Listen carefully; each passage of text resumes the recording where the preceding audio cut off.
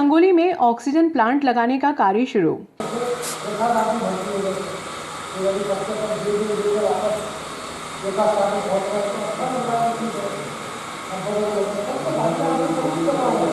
Corona काल के दौरान शनिवार को राहत भरी खबर आने से शहर वासियों ने राहत की सांस ली है। पूर्व कैबिनेट मंत्री सुल्तान सिंह शेखावत व मोती सिंह शेखावत ने स्वयं के खर्च से होटल रांगोली में कोविड सेंटर संचालित करने की प्रक्रिया शुरू कर दी है। शेखावत ने बताया कि शनिवार को बड़ौदा से एक्सपर्ट्स की टीम नागदा पहुंची और होटल परिसर में ऑक्सीजन प्लांट लगाने का काम शुरू कर दिया। कोविड सेंटर में स्वयं का ऑक्सीजन प्लांट होने से बार बार ट्रांसपोर्टेशन की समस्या से छुटकारा मिलेगा। उन्होंने बताया कि लगभग 40 बिस्तर वाले कोविड सेंटर को लेकर युद्ध स्तर पर काम किया जा रहा है।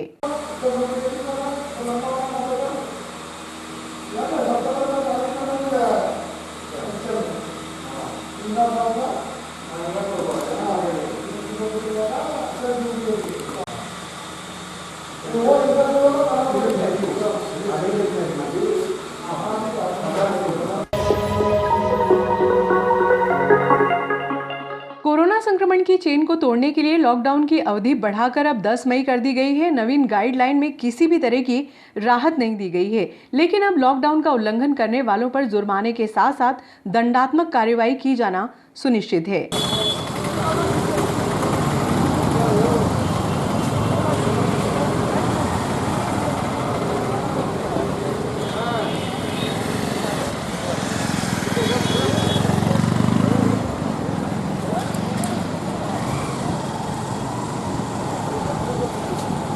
कोरोना संक्रमण की चेन को तोड़ने के लिए लॉकडाउन की अवधि बढ़ाकर अब 10 मई कर दी गई है, जिसमें किसी भी तरह की राहत नहीं दी गई है। एसडीएम आशुतोष गोस्वामी ने बताया कि कुछ दुकानदारों द्वारा ग्राहकों को दुकान में लेकर बाहर से ताला लगा दिया जाता है। ऐसे दुकानदारों को अब कोरोना फैलाने का सहायक मानते हुए उनके खिलाफ दंडात्मक कार्रवाई की जाएगी। शनिवार को भी पुलिस ने ऐसे दुकानदारों के खिलाफ धारा 188 के तहत कार्रवाई की, जो लॉकडाउन का उल्लंघन करते हुए दुकानदारी करने में जुटे हुए थे। शहर में अकारण घूमने वालों पर नकेल कसने के लिए तहसीलदार आशीष खरे व टीआई श्यामचंद्र शर्मा ने पुराने बस स्टैंड पर पॉइंट लगाकर चेकिंग की, जिसमें कुछ लोगों पर जुर्माने की कार्रवाई भी की गई।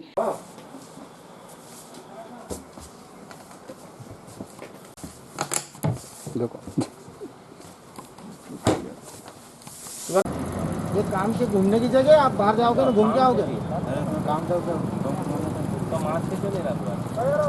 उधर ही रह गया, ले जाएगा घर उतना लगा रखे। तुम समझो रहे जितना माहौल खराब हो गया, हॉस्पिटल में जगह नहीं है। चलो इनका एक चालान काट।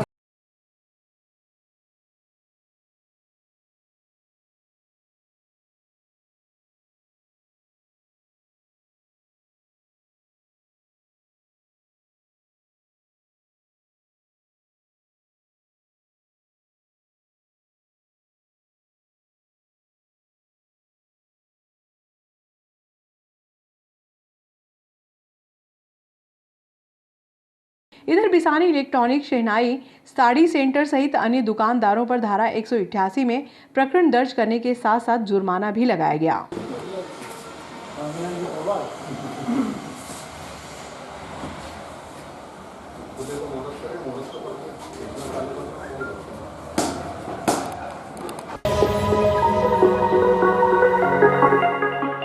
कोरोना संक्रमण की चेन को तोड़ने के लिए आंगनवाड़ी कार्यकर्ता व शिक्षक घर घर दस्तक देकर सर्वे कर रहे हैं। शनिवार को महिदपुर रोड पर सर्वे दल पहुंचा। इस दौरान अखिल भारतीय क्षत्रिय महासभा के राष्ट्रीय उपाध्यक्ष भेरू सिंह चौहान के निवास पर जानकारी संग्रहित की गई। इस दौरान राष्ट्रीय उपाध्यक्ष चौहान व कांग्रेस के जिला कार्यकारी सदस्य सुबोध स्वामी ने शहर के युवाओं से टीकाकरण करवाने की अपील की।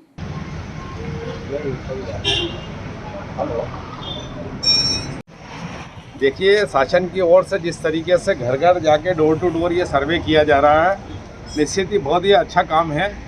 और जो आज हमारे नगर के अंदर कोरोना के जो पेशेंट हैं बढ़ते जा रहे हैं, निश्चित ही जिस तरीके से घर घर जाके ये सर्वे किया जा रहा है आंगनवाड़ी की हमारी बहनों के द्वारा, उससे ये होगा कि घरों के अंदर जिन लोगों को सर्दी जुकाम बुखार है, वहीं से उनकी स्थानीय स्तर पर उनका ट्रीटमेंट किया जाएगा और घर के अंदर ही उनका जो भी उपचार करके तो किया जाएगा, तो वो जल्दी से ठीक होंगे। मैं शासन प्रशासन से निवेदन करता हूँ कि हमारी बहनें जो जिस तरीके से घर घर जाकर सर्वे कर रही है, उनको भी सुरक्षा किट उपलब्ध करवाए जाए ताकि वो भी सुरक्षित रहें, उनका भी परिवार है, उनके भी बच्चे हैं। जिस तरीके से शासन ने उनको आदेश दे दिया कि आप घर घर जाके सर्वे करिए, इसके माध्यम से कई कोरोना पेशेंट भी इनको मिल रहे हैं, कई दूसरी बीमारियों के पेशेंट भी इनको मिल रहे हैं, तो इनको भी सुरक्षा की आवश्यकता है। आप तो क्षत्रिय समाज से बिलोंग करते हैं, क्षत्रिय समाज को टीके और इनके बारे में क्या संदेश देना चाहेंगे? क्षत्रिय समाज के जो भी लोग हैं, हमारे तमाम विभिन्न क्षेत्रों के अंदर सामाजिक कार्यों को अंजाम दे रहे हैं और तमाम सुरक्षा साधनों को जितने हमारे पास अवेलेबल है वो उसका उपयोग करते हुए हम अपनी सेवाएं दे रहे हैं।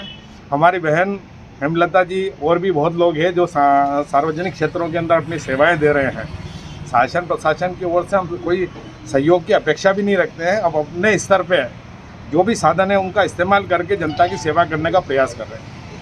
अभी जो कोरोना महामारी का दूसरा दौर चल रहा है, उसमें एक बात तो स्पष्ट हो गई है कि प्रारंभिक तौर पर अगर हम इस बीमारी को डॉक्टर के पास में जाकर बता दें तो उसका इलाज संभव है।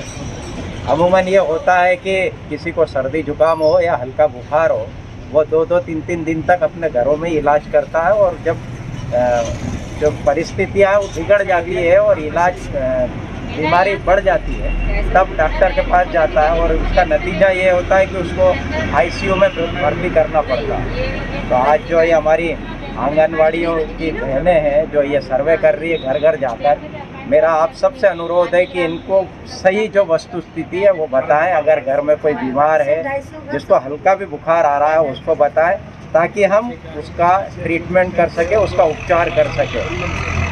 ये अगर अपन कर लेंगे तो इस कोरोना महामारी से हम निजात पालेंगे, इससे हम लड़ाई लड़ लेंगे। मेरा अनुरोध है कि आप प्रारंभिक स्तर पे जो भी लक्षण आते हैं उसको डॉक्टर के पास साझा करें और हमारी आंगनवाड़ी की जो बहनें आपके घर घर जाके सर्वे कर रही है उनको बताएं। दूसरा जो टीकाकरण अभियान अभी शुरू होने वाला है, उस टीकाकरण अभियान में 100% भाग लें, 100%। इसके लिए जो भी भ्रांतियाँ हैं वो सब आप दिमाग से निकाल लें। सभी लोग टीका लगाएं और टीका इस बीमारी से लड़ने का एक बहुत सार्थक हथियार है।